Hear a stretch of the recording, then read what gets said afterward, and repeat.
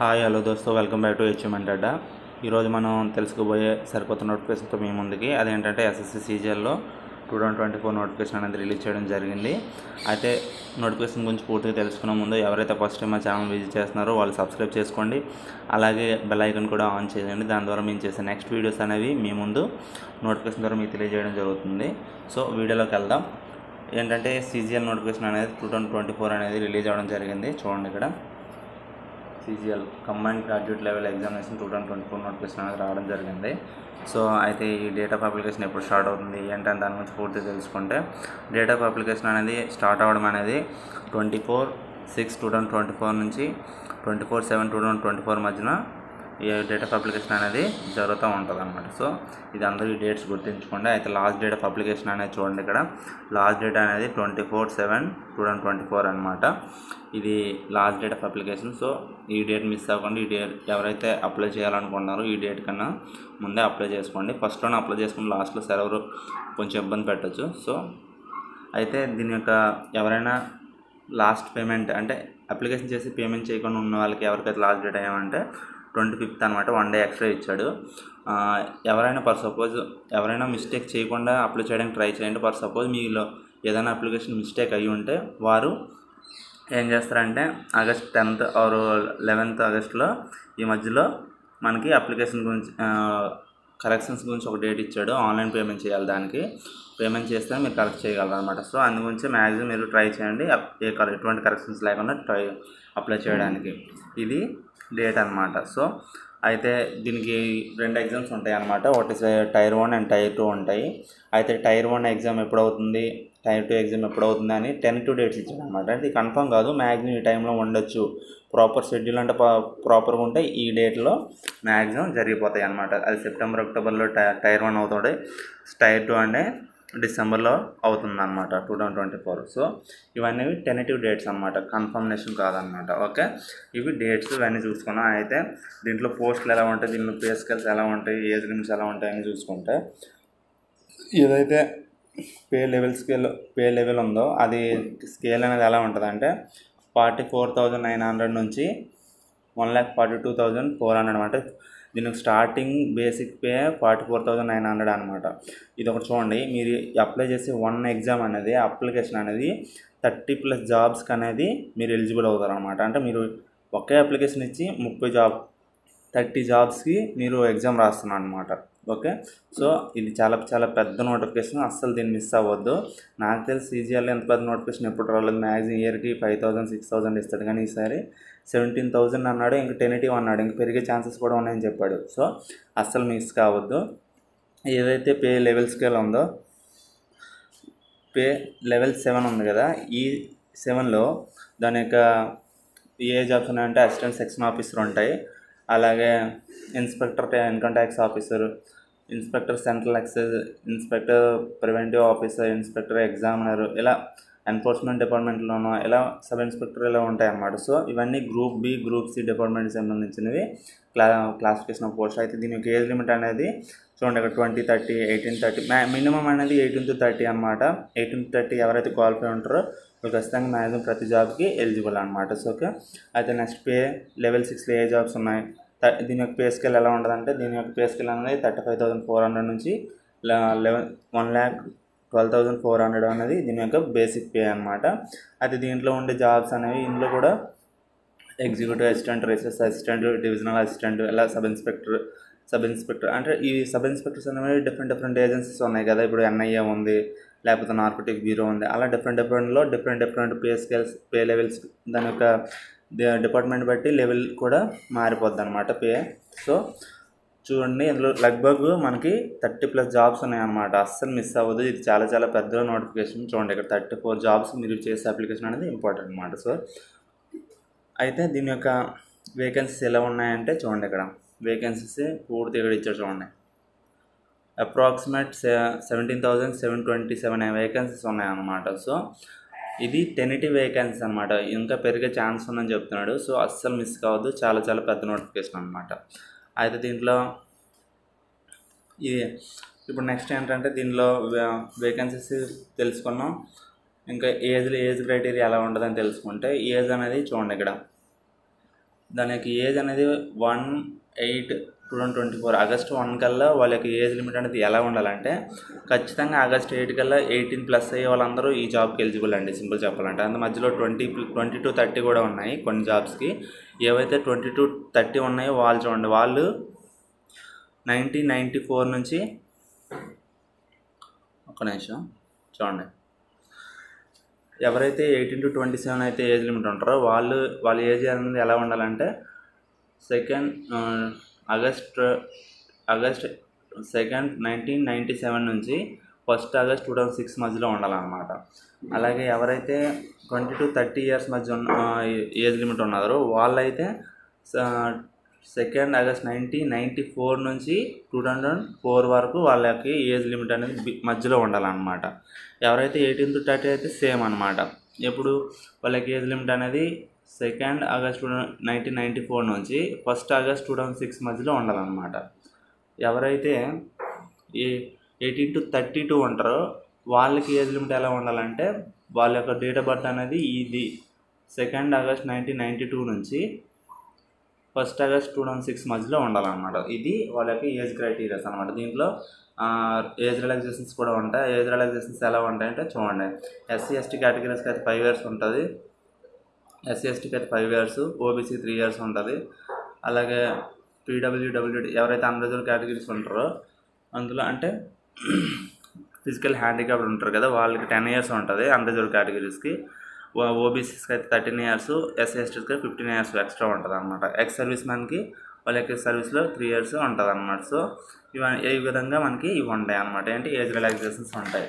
అయితే దీని యొక్క ఎడ్యుకేషన్ క్వాలిఫికేషన్స్ ఎలా ఉండాలి ఏంటనేది చూసుకుంటే ఎసెన్షియల్ ఎడ్యుకేషన్ క్వాలిఫికేషన్స్ అనేది ఎలా ఉండాలంటే జూనియర్ అసిస్టెంట్స్కి అయితే వాళ్ళు అనేది జూనియర్ స్టాటిస్టికల్ ఆఫీసర్గా అయితే బ్యాచిలర్ డిగ్రీ ఉండాలంటే ఎనీ డిగ్రీ ఉండాలి.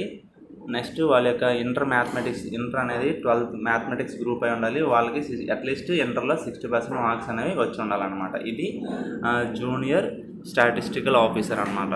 ఓకే, నెక్స్ట్ దాంట్లో మనకి డిఫరెంట్ ఉన్నాయి కదా. స్టాటిస్టికల్ ఇన్వెస్టిగేషన్ గ్రేడ్ ఉంది, ఇది కూడా బ్యాచిలర్ డిగ్రీ ఉండాలన్నమాట ఖచ్చితంగా.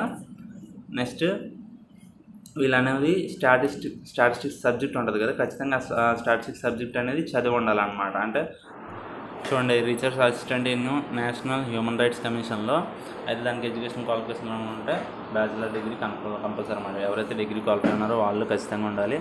అలాగే ఖచ్చితంగా వాళ్ళు 1 year రీసెర్చ్ ఎక్స్పీరియన్స్ ఉండాలన్నమాట. అది ఏంటంటే హ్యూమన్ రైట్స్లో అంటే మనం హ్యూమన్ రైట్స్ గురించి తెలుసు కదా, దాంట్లో ఏదైనా యూనివర్సిటీ నుంచి అంటే హ్యూమన్ రైట్స్ రికగ్నైజ్డ్ యూనివర్సిటీ నుంచి మనకి ఏదైనా ఒక 1 year రీసెర్చ్ ఎక్స్పీరియన్స్ ఉండాలి. అలాగే వాళ్ళు డిగ్రీ ఇన్ లా అంటే ఎవరైతే లా ఉంటుందో అందులో డిగ్రీ అయినా పర్లేదు అనమాట. ఓకే, ఇది ఈ 2 స్పెషలైజేషన్ అనమాట. మిగతా అన్ని కోర్సులకు కూడా వాళ్ళు ఖచ్చితంగా graduation from any other universities అనమాట. అంటే ఖచ్చితంగా వాళ్ళు డిగ్రీ కలిగి ఉండాలన్నమాట. ఇది దీని యొక్క ఎడ్యుకేషనల్ క్వాలిఫికేషన్స్ అనమాట మొత్తానికి. ఓకే, అయితే నెక్స్ట్ ఇంకేంటంటే ఎలా అప్లై చేయాలనే దాని గురించి తెలుసుకుంటే చూడండి, అప్లికేషన్ ఎలా చేయాలనే దాని గురించి తెలుసుకుంటే దీన్ని ఎవరైతే ఇక్కడ చూడండి ఈ వెబ్సైట్ ఉంది కదా SSCది http://sscgovernment.in ఉంది కదా, ఈ వెబ్సైట్ నుంచి మీరు అప్లికేషన్ అనేది ఆన్లైన్ చేసుకోండి. అయితే దీనికి ఫస్ట్ ఎవరైతే న్యూగా ఫస్ట్ టైం SSCకి అప్లై చేస్తున్నారో వాళ్ళు మనకి OTR అనేది ఫస్ట్ క్రియేట్ చేసుకోవాలి. ఆల్రెడీ ఎవరైతే OTR కలిగి ఉన్నారో వాళ్ళకి ఎటువంటి ప్రాబ్లం లేదు, వాళ్ళు అదే OTR నుంచి మనం అప్లై చేసుకోవచ్చు అనమాట. కానీ అప్లై చేసేటప్పుడు ఇది లైవ్ ఫోటోగ్రాఫ్ అడుగుతాడు కాబట్టి బ్యాక్గ్రౌండ్ అవన్నీ సరిగ్గా చూసుకోండి. మొబైల్లో అప్లై చేసినట్టయితే అదే సపోజ్ మీరు నెట్ సెంటర్కి అప్లై చేస్తే వాడే చూసుకుంటాడు సరిగానే. కానీ మీరు మొబైల్లో అప్లై చేయాలనుకున్న వాళ్ళు మాత్రం ప్రాపర్ బ్యాక్గ్రౌండ్ పర్ఫెక్ట్గా ఉందా లేదా, కెమెరా లైటింగ్ పర్ఫెక్ట్గా ఉందా, మీరు కరెక్ట్గా మీ యొక్క పొజిషన్ కరెక్ట్గా ఉందా లేదా అనేది, హెడ్ పొజిషన్ అనేది కరెక్ట్గా చూసుకొని అప్లై చేయండి. ఓకే, ఇది అప్లికేషన్ గురించి. అయితే అప్లికేషన్ ఫీ ఎలా ఉంటుందని దాని గురించి తెలుసుకుంటే చూడండి, అప్లికేషన్ ఫీ అనేది అప్లికేషన్ ఫీ 100 రూపీస్ అనమాట. ఎవరికి ఇది, ఎవరైతే ఉమెన్స్ అండ్ SC/STs ఉన్నారో వాళ్ళకి అప్లికేషన్ ఫీజు ఉండదు అనమాట. ఓకే, ఎవరైతే మిగతా మెన్ ఉన్నారో వాళ్ళకి, అలాగే అదర్ కేటగిరీస్ ఉన్నారో వాళ్ళకి 100 రూపీస్ ఫీజు ఉంటుంది అనమాట. అప్లికేషన్ ఫీజు అనేది ఎప్పుడు లాస్ట్ డేట్ అనమాట, అంటే పే చేయడానికి లాస్ట్ డేట్ ఎప్పుడు అంటే 25/7/2024 అనమాట. ఓకే, మనకి జూలై 25 లాస్ట్ డేట్ అనమాట పేమెంట్ చేయడానికి. ఓకే, ఇది అప్లికేషన్ పేమెంట్ అనమాట. దీంట్లో కరెక్షన్స్ గురించి కూడా ఆల్రెడీ మీకు ముందే చెప్పాను. ఈ డేటు కరెక్షన్స్ అనేది ఆగస్ట్ 10th అనేది, అలాగే 11th ఆగస్ట్ అనేది మనకి కరెక్షన్స్ డేట్ ఇచ్చాడు. ఏమైనా కరెక్షన్ చేస్తే కరెక్షన్ చేసుకోవడానికి. ఓకే, నెక్స్ట్ మనకి అయితే ఎగ్జామ్ ఎలా ఉంటుంది, ఎగ్జామ్ ప్రాసెస్ ఏంటని దాని తెలుసుకుంటే, ఇవన్నీ ఎగ్జామినేషన్ సెంటర్స్ అనమాట. మన స్టేట్లు కూడా ఉన్నాయి, మనది సౌత్ రీజియన్లోకి వస్తుంది అనమాట. అయితే దీని యొక్క స్కీమ్ ఆఫ్ ఎగ్జామినేషన్ ఎలా ఉంటుంది అంటే చూడండి, టైర్ 1 టైర్ 2 ఉంటుంది. ఈ టైర్ 1 టైర్ 2 ఎలా ఉంటుంది అని దాని గురించి తెలుసుకుంటే చూడండి, ఇక్కడ దాని యొక్క సబ్జెక్ట్ టైర్ 1లో ఎలా ఉంటుంది అంటే ఎగ్జామ్ అనేది, టైర్ 1లో మనకి జనరల్ ఇంటెలిజెన్స్ ఉంటుంది. జనరల్ ఇంటెలిజెన్స్ 25 క్వశ్చన్స్ ఉంటాయి అన్నమాట, 50 మార్క్స్ అనమాట. అలాగే జనరల్ అవేర్నెస్ 25 మార్క్స్ ఉంటుంది, 50 మార్క్స్. క్వాంటిటేటివ్ యాప్టిట్యూడ్ 25 క్వశ్చన్స్ ఉంటాయి, 50 మార్క్స్ అనమాట. ఇంగ్లీష్ అండ్ కాంప్రహెన్షన్ ఉంటుంది, 25 క్వశ్చన్స్ ఉంటాయి, 50 మార్క్స్. అంటే వన్ క్వశ్చన్కి 1 క్వశ్చన్కి 2 మార్క్స్ అనమాట. అలాగే ఈ టైం ఎంత అంటే, ఎవరైతే ఈ టైం అనేది 1 అవర్ అనమాట. ఎవరైతే స్క్రైబ్ తీసుకుంటారో, అంటే ఎవరైతే వాళ్ళు ఎగ్జామ్ రాయలేరో వాళ్ళకి 1 hour 20 minutes అనమాట టైమింగ్ అనమాట. ఇది టైర్ 1 అనమాట. అయితే టైర్ 2 ఎగ్జామినేషన్ ఎలా ఉంటుంది అంటే చూడండి, టైర్ 2లో సెక్షన్స్ కూడా మనకి పేపర్ 1 పేపర్ 2 అలా ఉంటాయి. సో టైర్ 1లో చూడండి, ఇది ఎగ్జామ్ చూడండి. టైర్ 1లో ఫస్ట్ సెక్షన్ 1 అనేది 2 hours 15 minutes ఉంటుంది. అయితే సెక్షన్ 1లో ఏముంటాయి అంటే మ్యాథమెటిక్స్ ఉంటుంది మాడ్యూల్ 1లో, అలాగే రీజనింగ్ కూడా ఉంటుంది అనమాట. మొత్తం 30 మార్క్స్ ఉంటుంది. మొత్తం టోటల్గా 30 క్వశ్చన్స్ ఉంటాయి. టోటల్గా 60 క్వశ్చన్స్ ఉంటాయి. ఒక క్వశ్చన్కి 3 మార్క్స్ అనమాట. టోటల్గా 180 మార్క్స్ అనమాట. టైం సేమ్ అనమాట, 1 hour ఉంటుంది. దీనికి 1 hour 20 minutes అనేది స్క్రైబ్ ఇవ్వాలన్నమాట, అవర్స్ టైం అనమాట. ఓకే, ఇది పేపర్ 1లో సెక్షన్ 1 అనమాట. సెక్షన్ 2లో ఏంటంటే ఇంగ్లీష్ లాంగ్వేజ్ కాంప్రహెన్షన్ ఉంటుంది. ఇది ఎంత అంటే 45 క్వశ్చన్స్ ఉంటాయి. అలాగే జనరల్ అవేర్నెస్ ఉంటుంది. ఇవి 25 క్వశ్చన్స్. టోటల్గా 70 క్వశ్చన్స్ ఉంటాయి. 70 into 3 మార్క్స్ అనమాట. టోటల్గా 210 అనమాట. ఓకే, 210 మార్క్స్కి సెక్షన్ 2 ఉంటుంది. ఎవరైతే దీంట్లో చూడండి, సెక్షన్ 2లో ఈ కంప్యూటర్ మాడ్యూల్ కూడా ఉంది కదా. ఫస్ట్ ఇందులో ఒకటి ఉందన్నమాట, అన్ని సెక్షన్స్ని ఖచ్చితంగా క్వాలిఫై అవ్వాలి. కానీ ఓన్లీ సెక్షన్ 1 అండ్ సెక్షన్ 2 మాత్రమే మనకి మెరిట్లో కన్సిడర్ చేస్తారనమాట. మిగతావన్నీ జస్ట్ క్వాలిఫై అవ్వాలన్నమాట ప్రాపర్గా. సెక్షన్ 3లో ఏముంటాయంటే డేటా ఎంట్రీ ఉంటుంది, టైప్ టెస్ట్ ఉంటాయి అన్నమాట. దాన్ని కూడా క్వాలిఫై అవ్వాలి. ఓకే, సెక్షన్ 3లో కంప్యూటర్ నాలెడ్జ్ మీద కూడా 20 మార్క్స్ ఉంటాయి, అది జస్ట్ క్వాలిఫై అవ్వాలి. అలాగే సెక్షన్ 2లో మాడ్యూల్ 2లో ఏంటంటే data entry and speed test ఉంటుంది. ఇవి కూడా క్వాలిఫై అవ్వాలన్నమాట. ఓకే, అయితే నెక్స్ట్ ఇంకా పేపర్ 2 అనేది స్టాటిస్టిక్స్ అనమాట. 100 మార్క్స్ ఉంటుంది అనమాట. ఇది ఎవరికంటే ఆల్రెడీ మీకు చెప్పాను కదా, స్టాటిస్టిక్స్ మీద ఒక జాబ్ నుంచి ఎక్స్ప్లెయిన్ చేస్తాను వాళ్ళకి అనమాట. ఇది దీనికి స్పెసిఫిక్గా క్వాలిఫై అవ్వాలన్నమాట. ఓకే, ఇది కంపల్సరీ మన పేపర్ 1 అనేది అందరికీ ఒకేలా ఉంటుంది అనమాట. కానీ పేపర్ 2లో కొన్ని ఎవరైతే జూనియర్ స్టాటిస్టికల్ ఆఫీసర్ ఉన్నారో వాళ్ళకి ఎక్స్ట్రాగా ఇది ఉంటుంది అనమాట, స్టాటిస్టిక్స్ ఉంటుంది అనమాట. ఓకే, మిగతావన్నీ సేమ్ అనమాట, అందరూ క్వాలిఫై అవ్వాలి. ఓకే, ఇది ఎగ్జామినేషన్ ప్యాటర్న్ అనమాట. సో అయితే దీంట్లో ఒక ఇది ఉందన్నమాట, ఎవరైతే ఇన్స్పెక్టర్ సబ్ ఇన్స్పెక్టర్ పోస్టులు ఉన్నాయి కదా, ఏ పోస్టులు ఉన్నాయో ఆ పోస్టులు అనమాట, వాళ్ళకి ఫిజికల్ కూడా క్వాలిఫై అవ్వాలన్నమాట. ఫిజికల్ స్టాండర్డ్స్ కూడా క్వాలిఫై అవ్వాలి.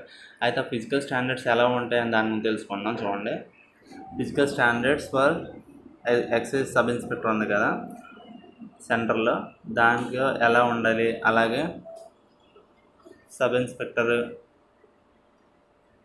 And sub inspector central bureau ఉన్నది కదా, సెంట్రల్ బ్యూరో ఆఫ్ నార్కోటిక్స్, వాళ్ళకి ఎలా ఉంటాయి అంటే ఫిజికల్ స్టాండర్డ్స్, హైట్ అనేది 157.5 ఉండాలి, చెస్ట్ అనేది 81-5 ఎక్స్పాన్షన్ ఉండాలన్నమాట. ఎవరైతే హిల్ ఏరియా నుంచి ఉంటారో, అంటే నార్త్ ఈస్ట్ నుంచి ఉంటారో వాళ్ళకి ఇంకా 5 సెంటీమీటర్లు తక్కువ ఉన్నా పర్లేదు అనమాట. ఓకే, ఇది అయితే వాళ్ళ ఫిజికల్ టెస్ట్ ఎలా ఉంటుంది అంటే వాకింగ్ ఉంటుంది అనమాట. వాకింగ్లో ఏంటంటే 69 మీటర్స్ని 15 minutesలో వాక్ చేయాలి. అలాగే సైక్లింగ్ కూడా ఉంటుంది. సైక్లింగ్ ఏంటంటే 8 km ఉంటుంది, 30 minutes టైం ఉంటుంది అనమాట.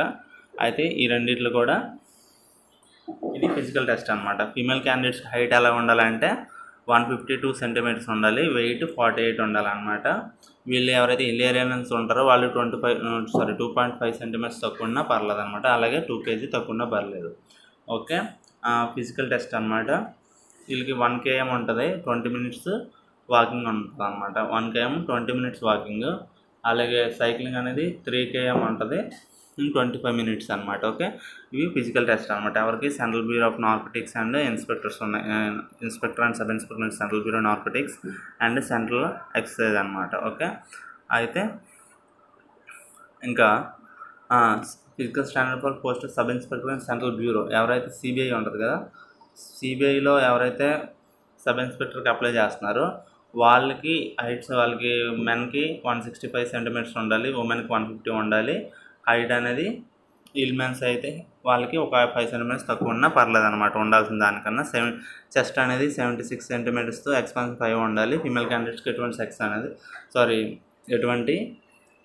చెస్ట్ అనేది చెక్ చేయాలన్నమాట. ఓకే, నెక్స్ట్ అయితే physical standards for physical sub inspector NIA national investigation ఏజెన్సీలో ఎవరైతే ఉంటారో వాళ్ళకి ఎలా ఉంటుంది అంటే హైట్ ఎక్కువ ఉండాలన్నమాట. వీళ్ళకి మేల్ క్యాండిడేట్ అయితే ఖచ్చితంగా 170 సెంటీమీటర్స్ ఉండాలి. అలాగే ఉమెన్ అయితే 150 సెంటీమీటర్స్ ఉండాలి. హైట్ నెక్స్ట్ హిల్ ఏరియాల వాళ్ళకైతే వాళ్ళకి 5 సెంటీమీటర్స్ అనేది తక్కువ ఉన్నా పర్లేదు అనమాట. చెస్ట్ అనేది 76 ఉండాలి, 76 to ఎక్స్పాన్షన్ 5 ఉండాలన్నమాట. ఉమెన్కి ఎటువంటి ఇవి లేవన్నమాట. ఓకే, సో నెక్స్ట్ ఎవరైతే sub inspector and junior intelligence officer in narcotic control bureau and ministry of home affairs ఉన్నారో వాళ్ళకి హైట్స్ అనేవి మెన్ వాళ్ళకి 165 ఉన్నా పర్లేదు సెంటీమీటర్స్, ఉమెన్కి 152 ఉన్నా పర్లేదు అనమాట. ఎవరైతే హిల్ ఏరియా నుంచి వస్తారో వాళ్ళకి ఇంకో 5 సెంటీమీటర్స్ అనేది రిలాక్సేషన్ అనేది ఉంటుంది అనమాట. ఓకే, చెస్ట్ అనేది సేమ్ అనమాట, 76 అనమాట. ఇవి మనకి వాళ్ళకి ఎవరైతే పోలీస్ డిపార్ట్మెంట్ జాబ్స్కి అప్లై చేస్తున్నారో ఇన్స్పెక్టర్, సబ్ ఇన్స్పెక్టర్ అనేసి వాళ్ళకి ఖచ్చితంగా ఈ ఫిజికల్ స్టాండర్డ్స్ అనేవి ఉండాలన్నమాట. ఇటువంటి నోటిఫికేషన్ మళ్ళీ మీకు రాదు. సో ఎటువంటి అస్సలు మిస్ అవ్వద్దు, చాలా పెద్ద notification. Thank you 1 and all. ఛానల్ని మళ్ళీ చెప్తున్నాను, సబ్స్క్రైబ్ చేయండి. అలాగే ఈ వీడియోని మీ ఫ్రెండ్స్ ఎవరు ఉన్నారో వాళ్ళందరికీ షేర్ చేయండి, ఎందుకంటే ఇంత పెద్ద నోటిఫికేషన్ మిస్ అవ్వకుండా ఉండడానికి. అలాగే మరికొన్ని వీడియోస్ గురించి మా ఛానల్తో టచ్లో ఉండండి. జై హింద్. Thank you everyone.